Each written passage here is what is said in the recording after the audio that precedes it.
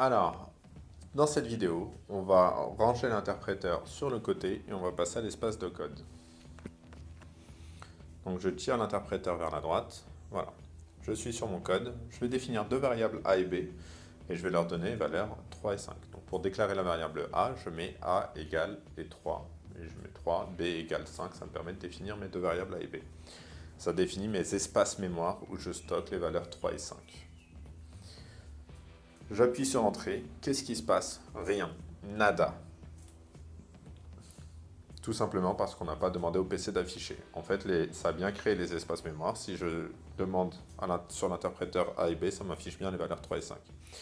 Si je mets A plus 1, A plus B dans les instructions en plus et que j'exécute mon code, pareil, il ne se passe rien. En fait, ça calcule A plus B, mais ça l'efface tout de suite derrière parce qu'il n'est pas utilisé. Alors, pour afficher les valeurs de A et B, il faut mettre print A plus B. Et du coup, ça m'affiche bien 8, c'est bien la valeur de A plus B, puisque A c'est 3 et B est 5. Ok, donc voilà pour déclarer des variables et les afficher. Ensuite, on va passer à un problème un peu plus concret. On va dire qu'un élève a deux notes, note 1, 13, note 2, 8. Alors, il faut prendre des noms de variables qui sont assez parlants. Ici, note 1, note 2. Tout le monde sait qu'on parle de la première note et de la deuxième note de l'élève. Disons que c'est les notes de l'élève du Cobu pour les grands fanats de cinéma français. Et on se demande si Ducobu a la moyenne, s'il se fera virer de son école ou non. Donc, a-t-il la moyenne? Pour savoir, il faut calculer sa moyenne. Donc, je vais définir une variable aléatoire, une variable moyenne, qui est égale à note 1 plus note 2, le tout divisé par 2. Donc, je mets bien les parenthèses, sinon mon résultat n'est pas cohérent et il est faux. Et je mets print moyenne. Ça m'affiche une valeur ici qui est 10.5. Il est sauvé. Il ne se fera pas virer de l'école. Alors ici, on va faire un test. Donc, le test if. If moyenne supérieure ou égale à 10, 2 points. Et on va afficher print du cobu à la moyenne. Il a une moyenne de... Donc, j'affiche la phrase du cobu à la moyenne. Il a une moyenne de... Donc, je l'écris entre guillemets, entre apostrophes, et je mets une virgule à la fin et j'affiche le mot moyenne, et automatiquement ça va faire la concaténation, ça va afficher les deux mots. Donc j'exécute et ça me met bien que du cobu à la moyenne, il a une moyenne de 10.5. Ok. Donc là, le if, il faut bien avoir en tête qu'on met if, qui est un mot-clé, ensuite il y a une condition, moyenne supérieure ou égale à 10, puis 2 points. Le 2 points, ça permet de définir un bloc.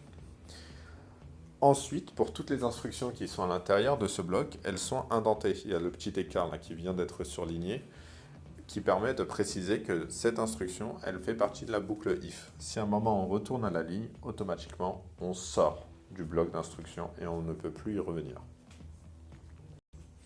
Donc un bloc commence par 2 points et on le voit bien à l'aide de l'indentation. On le repère bien par son indentation. Voilà.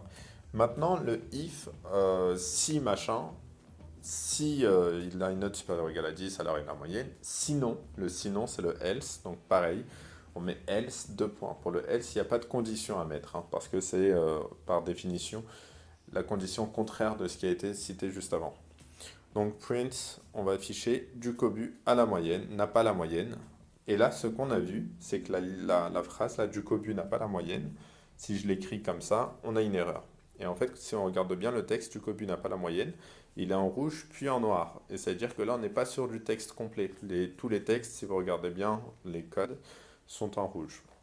Pour le souci qui se passe ici, c'est qu'au deuxième guillemet, on sort de la phrase. Pour compenser, pour éviter de sortir de la phrase, on met un anti-slash devant. Et ça permet de l'identifier, ce deuxième guillemet, comme un caractère spécial qui fait partie de la phrase. On exécute notre code et ça nous met bien que du cobu n'a pas la moyenne si on modifie un peu ses notes. Voilà. Donc ce qui est bien sur Ripple, c'est qu'il y a des couleurs. Au niveau des entiers et des nombres, ils sont repérés en vert machin. Les mots-clés sont repérés en bleu et les textes sont repérés en rouge. Donc ça peut permettre d'éviter de se tromper. Enfin, éviter les erreurs comme notre fameuse apostrophe.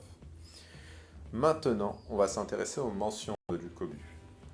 À savoir qu'un élève a pour mention félicitations s'il a une note supérieure ou égale à 16, a pour mention compliment si sa note est comprise entre 14 et 16, encouragement si sa note est comprise entre 12 et 14, rien du tout si elle est entre 10 et 12, et pour mention réveille-toi de toute urgence s'il n'a pas la moyenne.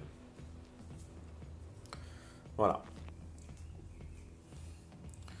Donc là, qu'est-ce qui se passe? On n'a plus une seule condition, un if tout simple. Ce qui se passe, c'est qu'on a un if, donc toujours si la moyenne est supérieure ou égale à 16, alors l'élève a félicitations, donc on affiche félicitations. Et là, on va utiliser l'instruction elif.